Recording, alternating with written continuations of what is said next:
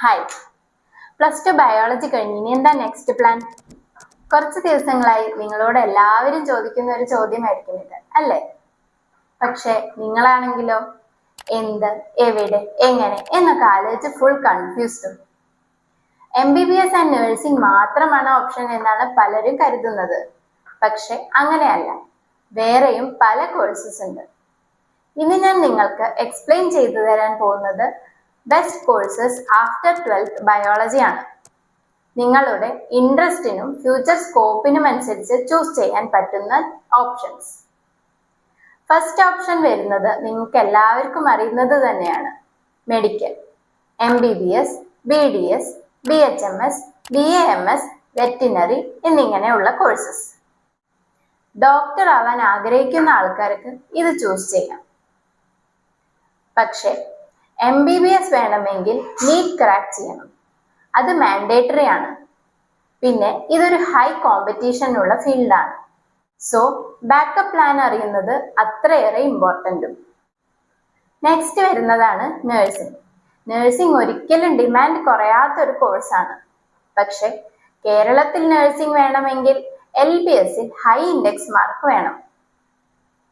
ഇതൊന്നുമല്ലാതെ വേറെ കോഴ്സ് നോക്കുന്നവർക്ക് BOT, DPT, MLT, OTAT, cardiac technology, dialysis technology എന്നിങ്ങനെ വേറെയും കോഴ്സസ് ഉണ്ട്.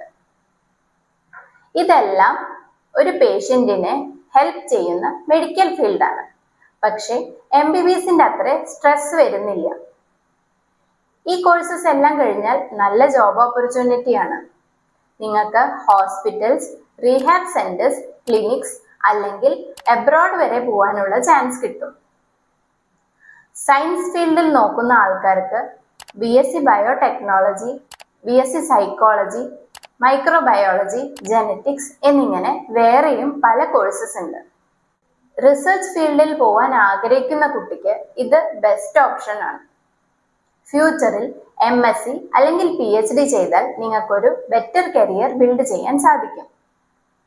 ഇനി മെഡിക്കൽ ഫീൽഡേ വേണ്ട എന്ന് ആഗ്രഹിക്കുന്ന കുട്ടിയാണെങ്കിൽ എഞ്ചിനീയറിംഗ്, BBA, BCA, BALLB എന്നിങ്ങനെ കോഴ്സസ് ഉണ്ട്.